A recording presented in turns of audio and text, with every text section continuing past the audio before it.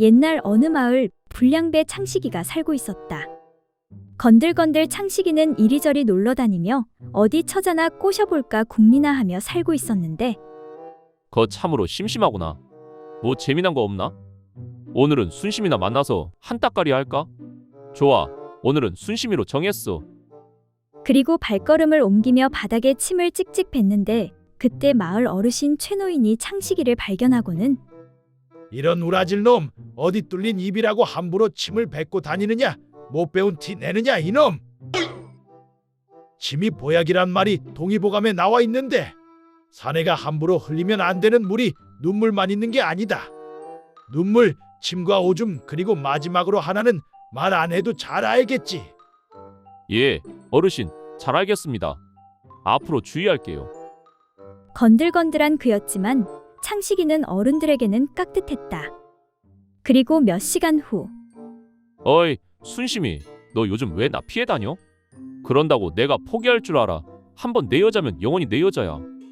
이리 와, 오랜만에 입술 박치기 좀 해보자. 그렇게 창식이는 순심이와 입술을 주고받는데 그때 최노인이 나타난다. 아니, 저 우라질 놈이 야 이 자식아 벌건 대낮에 못하고 있냐? 남녀 칠세 부동성 모르냐? 당장 떨어지지 못할까? 그러자 이번엔 창식이가 맞받아치는데 아, 그게요? 어르신, 요즘 순심이가 몸이 좀 허약한 것 같아.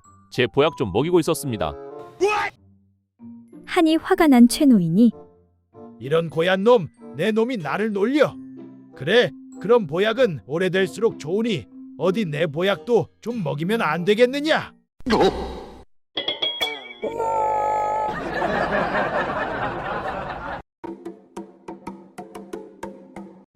옛날 어느 마을에 금실 좋은 부부가 살고 있었다. 그러던 어느 날 갑자기 서방이 세상을 떠나게 되었다. 홀로 남은 과부 명자는 하루하루 통곡을 하며 슬퍼했는데 서방의 장례가 끝나고 시간이 지났어도 계속 애통해했다. 아이고 서방님, 나도 좀 데려가시구려. 나 좀 빨리 데려가시구려. 당신 없이 나는 더 이상 살아갈 의미가 없구려. 그렇게 1년 2년이 지나도 울음이 계속되자 이웃 사람들이 싫어했는데 이에 옆집 사내 팔보기가 아니, 아무리 그래도 산 사람은 살아야지. 저게 무슨 짓이야? 저 울음소리 때문에 잠을 잘 수가 있어야지. 저것은 분명 거짓 울음이 틀림없어. 내가 밝혀내겠소. 그리고 어느 날 밤 구름이 끼고 음침하며 보슬비까지 내리는 밤 팔보기는 명자의 집으로 가는데 그래, 오늘이야 말로 저 여인을 시험할 적당한 때로구나.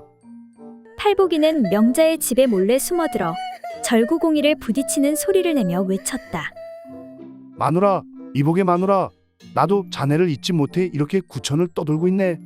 자네를 데려가려고 이렇게 찾아왔다네. 자네도 나와 함께 빨리 가도록 하세. 어서 방에서 나와 나를 따라오시게. 이렇게 몇 번을 소리치자 울고 있던 명자는 놀라 집 밖으로 나와 외치는데 여보 서방님, 물러가시오. 저리 썩 물러가시오. 다시는 오지 마시오. 아니, 매일 밤마다 자네를 데려가 달라고 그렇게 빌지 않았소. 나랑 함께 갑시다. 이러지 마시오. 나 더 살고 싶소. 그래서 어렵게 채소 장사하는 걸 당신도 아시지 않소. 그렇지. 그러니 어렵게 더 장사하지 말고 나랑 같이 저 세상으로 갑시다. 아니 돼요. 나 절대 안 따라갈 거요. 그러면 왜 밤마다 데려가 달라고 우는 것이오? 하니 명자가 우물쭈물하며 말하길 그건 날 데려가 달라고 우는 게 아니고 오이랑 가지가 싱싱한지 밤마다 시험하는 것이요. 그날 이후 명자의 울음소리는 더욱 커졌다고 한다.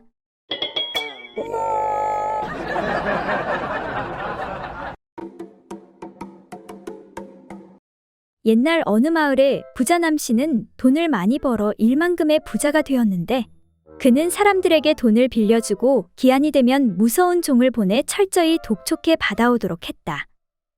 하루는 새벽에 남씨의 종이 돈 1000냥 받을 집으로 가니 그 집 부부는 아직 잠자리에서 일어나지 않고 있었다. 그래서 종은 문 밖에 서서 한참 동안 기다리고 있는데 부부는 언제 잠을 깼는지 어느새 서로 사랑을 시작하는 소리가 들리는 것이었다. 남자가 한창 열을 올려 행사를 하는데 부인이 어리광을 부리듯 말하기를 여보, 우리 일할 때 너무 좋지요. 뭐라고 표현할 수가 없네요. 몸이 둥둥 떠서 하늘로 올라가는 것 같아요. 부인의 말에 남편은 한숨을 내쉬며 힘없이 말했다. 당신은 그렇게도 좋소? 그렇다면 다행이요. 나는 오늘 큰 걱정이 있어. 별로 좋은 줄을 모르겠소. 여보, 평소에는 그렇게 좋아하시더니 오늘은 이상하네요. 왜 좋지 않다고 하나요? 이에 남편은 힘없는 목소리로 오늘이 남씨 영감 집에서 천냥 빚을 받으러 오는 날인데 아직 돈이 마련되지 않았으니 그 무서운 종에게 시달릴 일을 생각하니 너무나 걱정이 되어서 하나도 좋은 줄 모르겠소.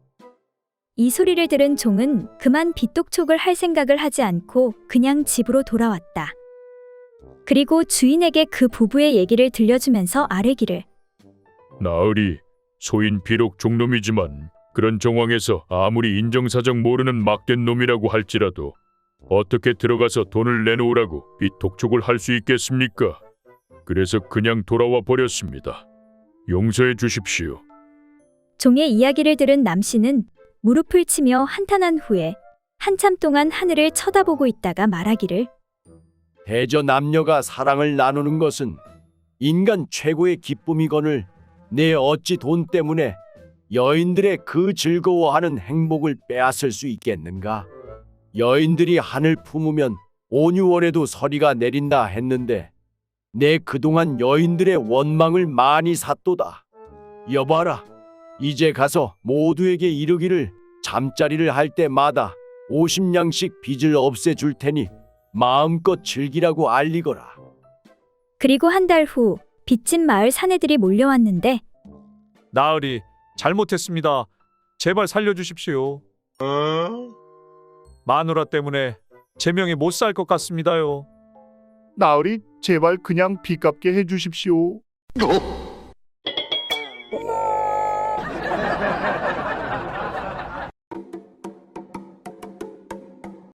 어느 날 박진사 댁 마님이 여종과 심한 언쟁을 벌이게 되었다.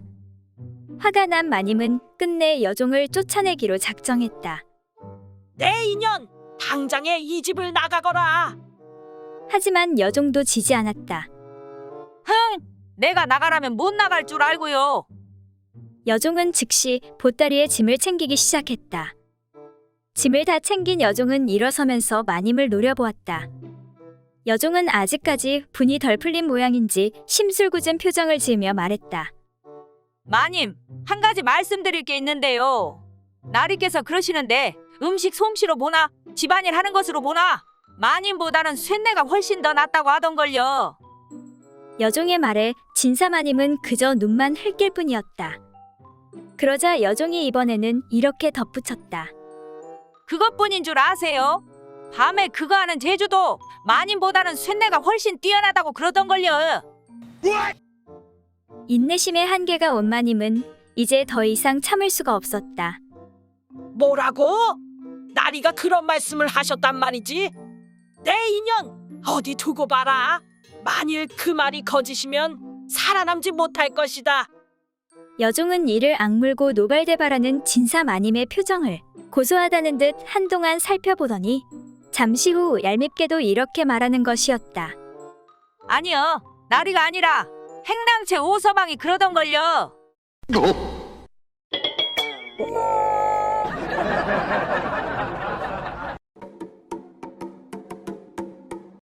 옛날 어느 며느리가 이웃집의 총각과 재미있게 음란스러운 말을 주고받고 있는 것을 시어머니가 보게 되었다. 이에 시어머니가 며느리를 크게 꾸짖기를 애미야, 너는 무슨 일로 이웃집 총각과 함께 농담을 하느냐? 내 마땅히 너의 남편에게 말하여 벌을 받게 할 것이다. 말은 그리하였으나 아들에게는 말하지 않고 날마다 그 일로 며느리만 꾸짖으니 그 고통을 견디기가 어려웠다. 하루는 며느리가 수심에 찬 얼굴로 혼자 집에 있는데 이웃 노파가 오더니 그 얼굴을 보고는 아니, 무슨 일로 그렇게 수심에 찬 얼굴을 하고 있는 것이요? 하고 물었다. 이에 며느리가 말하기를 제가 어느 날 이웃집 총각과 서로 몇 마디 말을 했다 하여 시어머님께서 날마다 꾸짖으시는데 이젠 진절머리가 나도록 괴로우니 그것 때문에 근심하고 있습니다. 하니 노파가 말하기를 너의 시어머니가 무엇이 떳떳하다고 그런 일로 너를 괴롭힌단 말이냐? 지가 젊었을 때 고개 넘어 김풍원과 어울려 밤낮으로 서로 미쳐서 잠자리를 같이 한 것이 온 동네에 다 탈로 났단다. 그 일로 큰 복을 짊어지고 새 동네나 돌았던 것을 생각한다면 무슨 낯으로 너를 꾸짖는단 말이냐? 만약 또 다시 그렇게 꾸짖으면 이 말을 하고 대들거라. 하니 이에 며느리가 듣고 크게 기뻐하였다. 이튿날 시어머니가 또 꾸짖기에 며느리가 어머님은 무엇이 떳떳하다고 이렇게 언제까지나 저만 보면 귀찮게 하십니까? 하고 반박하자 시어머니는 내가 떳떳하지 못한 것이 무엇이 있느냐? 하고 따져 물었다. 어머님은 젊은 시절 김풍원이란 작자와 서로 미쳐서 밤낮으로 물고 빨다가 탈로가 나서 큰 복을 짊어지고 새 동네를 도른 일을 생각하여 보십시오. 며느리의 이 말에 깜짝 놀란 시어머니는 더욱 화를 내며 야 이년아, 그 김풍원이가 바로 너의 시아버지다. 이 못된 거사. 하고는 며느리를 더욱 구박하였다고 한다.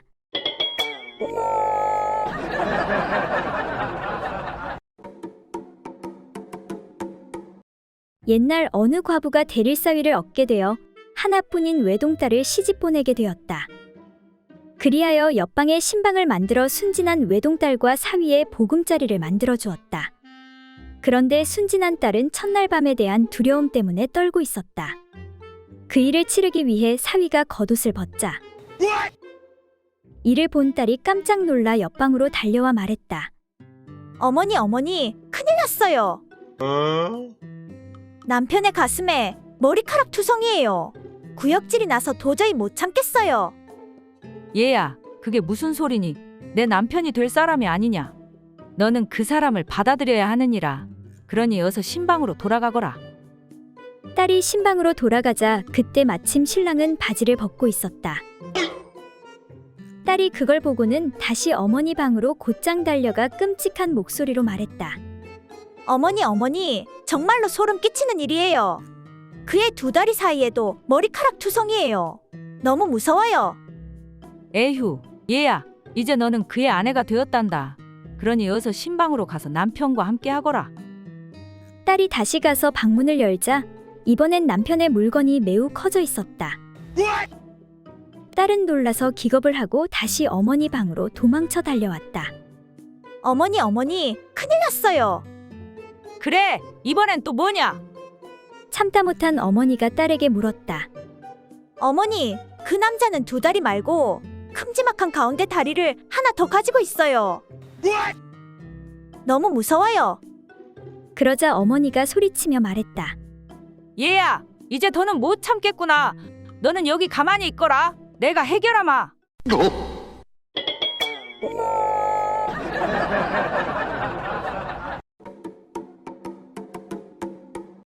김생원 집 막내딸이 시집을 갔다가 한 달 만에 친정에 왔는데 얼굴에 수심이 가득 차 있었다.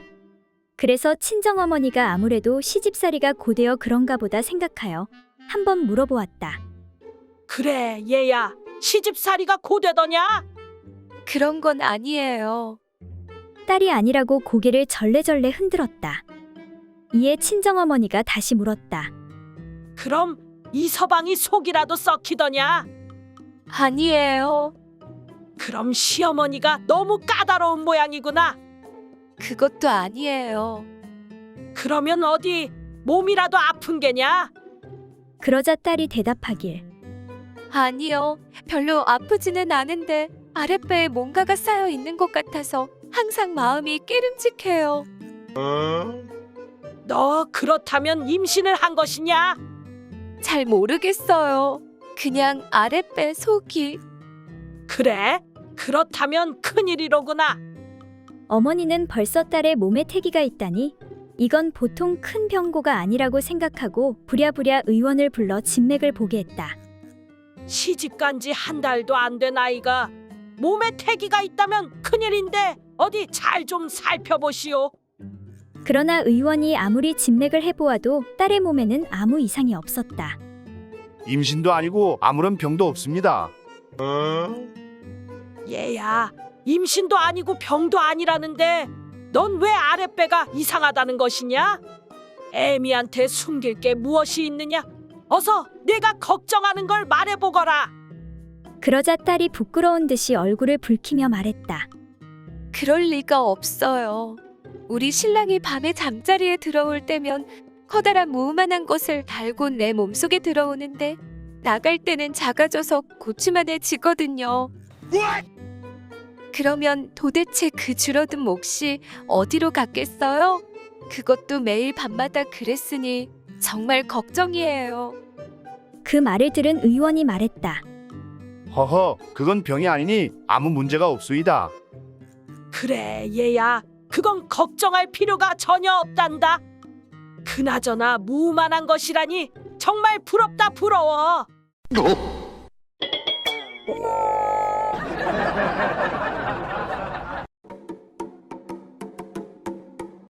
옛날 어느 마을에 어떤 부인이 있었는데 얼굴도 미인이고 글도 잘했으며 호탕한 여장부였다. 그녀는 아들 삼형제를 두었는데 남편을 일찍 보내 30살의 과부가 되었다. 내 너희들에게 바라는 것은 열심히 공부를 해 가문을 빛내고 장가를 가서 후손을 잇는 것이니라. 과부는 재산도 넉넉하여 먹고 사는데 부족함이 없었고 자식들도 어머니 말대로 일찍부터 글방에 나가 수학하여 학문도 성취했으며 어머니에게 효성 또한 극진했다. 그렇게 세월이 흐른 어느 날 자식들에게는 어머니에 대한 한 가지 걱정이 생기게 되었다. 그것은 어머니가 간간히 밤중에 자식들이 잠이 들면 혼자 나갔다가 새벽녘에 돌아오는 일이었다.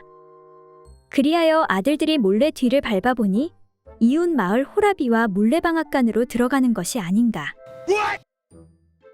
이에 삼형제가 모여 의논하였다. 어머니께서 저러시다가 혹시 남의 눈에 띄면 큰일이다. 우리가 같이 어머니에게 간곡히 부탁하여 이 뒤로는 그러시지 못하도록 해야겠구나.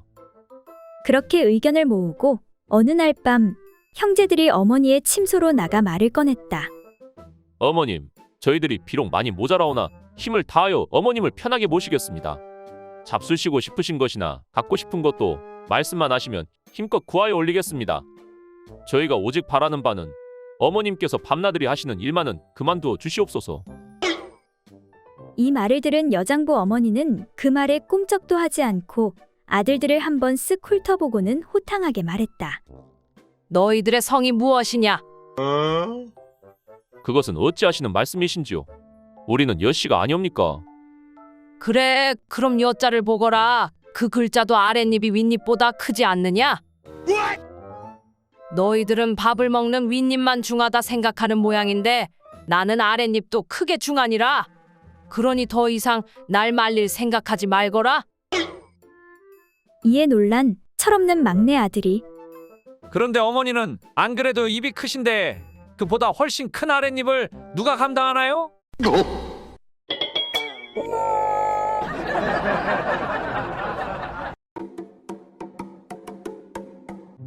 옛날 어느 마을에 얼굴이 몹시 예쁘지 않은 한 처녀가 있었다. 그래서 처녀의 부모는 딸을 시집 보내지 못할까봐 무척 걱정하고 있었다. 그런데 마침 동네 어리숙한 한 총각과 혼인이 이루어지게 되었다. 하지만 부모는 혹시 신랑이 첫날 밤에 딸의 얼굴을 보고 못생겼다고 돌아보지 않으면 어쩌나 하고 전전긍긍했다. 얘야, 첫날 밤에 어떻게 하는지 분명히 알겠지? 그래, 네 엄마가 하라는 대로만 하면 아무 문제 없을 게야. 예, 걱정 붙들어 매세요. 그렇게 딸은 첫날 밤을 보내게 되었고 걱정이 된 부모는 첫날 밤 신방 앞에서 거의 뜬 눈으로 밤을 지샜다. 다음 날 아침 딸이 신방에서 나오기에 부모는 얼른 딸을 불러 붙잡고 물었다. 그래, 얘야, 아무 일 없이 무사히 잘 잤니? 혹시 신랑이 내 얼굴을 보고 못생겼다고 실망하거나 무슨 말을 하지 않았니? 밤새 걱정이 되어 잠을 한숨도 못 잤단다. 그 말에 딸이 웃으면서 대답했다. 엄마, 걱정했어요. 이제 걱정하지 않아도 돼요. 그러니까 신랑이 처음에는 내 얼굴을 보고 좀 실망하는 것 같았어요. 그런데 옷을 벗고 함께 잠자리를 해보고는 아주 좋다고 하면서 칭찬을 많이 했어요. 싱글벙글 웃으면서 이렇게 대답하는 딸을 보고 부모는 비로소 마음을 놓았다. 그래, 내 말을 들으니 이제 한시름 놓이는구나. 헌데 신랑이 무어라 칭찬하더냐? 네, 그러니까 신랑이 말하길 그 참 얼굴은 못생겼지만 잠자리 하나는 별미로구나. 그 맛이 정말 별미야. 라고 하며 칭찬했어요. 딸의 이 말을 듣는 순간 모친이 손뼉을 치며 외쳤다. 그러면 그렇지. 우리 집 여자들 치마미 그 맛이 별미라는 건 온 동네 남자들이 다 알지.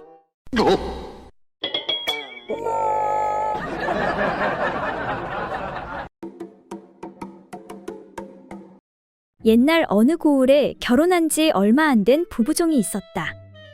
이들 부부는 아직 신혼인지라 애정 놀이를 밝혀 하루도 빠지지 않고 살을 맞대었다. 또한 낮에도 부부가 함께들로 일하러 나가 사람들이 없는 한적한 곳이면 반드시 한바탕 즐겨야 일을 할 수 있었다. 그러던 어느 여름날 주인 영감이 종에게 일렀다. 논에 잡초가 많이 자랐으니 너희 부부가 가서 모두 뽑아 놓도록 하여라. 하루 이틀이면 다 될 것이니라. 그리고 2, 3일이 지난 뒤 확인을 하자 종은 며칠 더 뽑아야 한다고 말하는 것이었다. 주인 어른, 생각보다 잡초가 많아 며칠만 더 시간을 주십시오. 그거 참 이상한 일이다. 아무리 잡초가 많기로써니 며칠 더 뽑아야 한다는 게 믿기지 않는구나. 도대체 저것들이 나와서 무엇을 하길래 그러는지 내가 어디 한번 살펴봐야겠구나. 이튿날 아침 일찍 일어난 주인 영감이 슬며시 논으로 나가 살펴보니 큰 나무 밑에 무수한 발자국이 나있고 반들반들하게 달아있는지라 이를 수상하게 여겼다. 그리하여 그 나무 위로 올라가 잎으로 몸을 가린 채 숨어서 지켜보았다. 잠시 후 종부부가 한동안 논에서 잡초를 뽑다가 여종이 먼저 나무 밑으로 오니 곧이어 남편도 따라 나와서는 부부가 함께 옷을 벗는 것이었다. 이때 여종이 남편에게 말했다. 여보, 우리 지금 말놀이 한번 합시다. 그거 참 좋지. 이에 남편도 동의하니 아내가 엎드리더니 뒷발을 높이 들어차며 앞말 흉내를 내는 것이었다. 그러자 남편은 마치 순말처럼 두 팔을 땅에 짚고 기어가서는 아내의 그곳에다 코를 대고 킁킁 냄새를 맡았다. 그리고는 흡사 순말이 교미하는 것처럼 뒤로 올라타는 것이었다. 그렇게 남편이 말 흉내를 내면서 입을 들어 하늘로 향하는 순간 나뭇가지에 앉아있는 주인 영감을 보고 말았다. 소스라치게 놀란 남편은 말소리를 내며 힝, 이제 그만하고 일하러 갑시다. 여종은 무슨 까닭인지 몰라 발을 구르며 힝, 한창 재미있어지려는데 무슨 말을 하는 거예요? 남편이 다시 말 울음소리를 내면서 말했다. 힝, 나무 위를 보구려. 거기 누가 있는지 보구려. 이에 여종이 나무 위를 쳐다보자 주인 영감이 깍 나는 까마귀니 신경 쓰지 말고 하던 일 계속 하시오.